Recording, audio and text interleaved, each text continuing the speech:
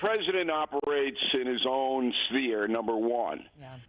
So everybody has to understand that's who's in charge of the country. So he gets a twofer by doing this. Number one, he gets the approval of his most staunch supporters, the MAGA people, not 100%, but generally speaking.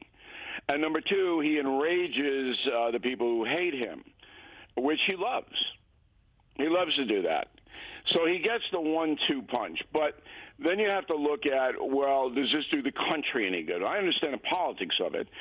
And there, I would have to say that I suggested that the president appoint some judges to look at each case of violence and then report back to him on each one, because they're all different.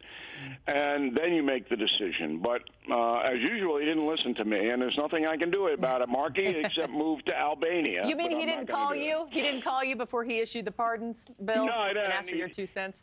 Here's something very interesting that I really haven't reported.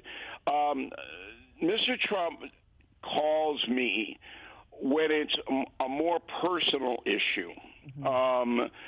So he has a vision of how he's going to run the country. He doesn't need to call me on it. He's got it. He has the policy. He knows what he wants to do, and he's going to do it. But if there's something new that arises and something that comes in, and by the way, I never, ever call any president or anything like that. That's not my job. It's not what I do. But as a loyal American, if a president or a powerful elected official wants my opinion, I will give it to them if they seek it. But we only speak about things that are perplexing him. And obviously this one wasn't. He had in his mind he was going to do it, and he did. And he did it, yeah. And on the other side of things, President Biden set the record for most pardons ever. He commuted nearly all the federal death sentences of those on death row, pardoned Hunter, preemptively pardoned his family this week. When you speak, Bill, about the good of the country, you think Congress or the Supreme Court needs to come together, step in for some sort of pardon reform in the future? No. I think the founders got it right. And here's why. We are a nation of checks and balances. We have to check everything. So there's this trend now, the president's power is too vast. We should take a look at this pardoning. I say no, because the original intent of this was, hey, we could have a despot in office. The folks could elect a real heinous, horrible person, and we have in the past. And that's why I wrote Confronting the Presidents.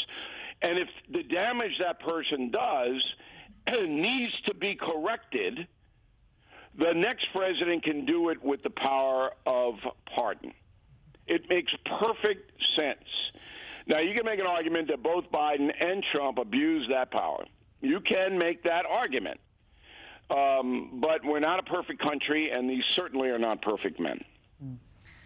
Moving on to some other topics. I know last night you joined Chris Cuomo and you talked about, the fact that President Trump wants to move really fast with his agenda.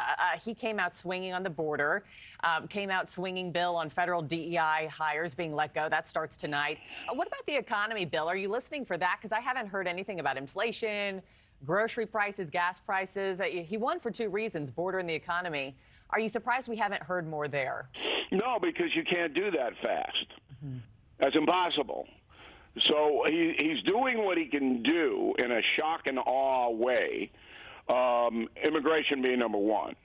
He can tighten that thing up very, very quickly, and the designation of the Mexican drug cartels as terrorists, that's a historic play, and I'm very glad he did that. But inflation and price controls take a while. So you don't have a magic wand in there. He's hoping that the deals he makes with foreign nations are going to stimulate companies to begin hiring and perhaps dropping prices. That's what he's hoping. But we're not going to see any of that until the fourth quarter of this year. Okay. Thanks for watching, everybody. Go to joinnn.com to find NewsNation on your television provider. Also, don't forget to click that red subscribe button below to get more of NewsNation's fact-driven, unbiased coverage.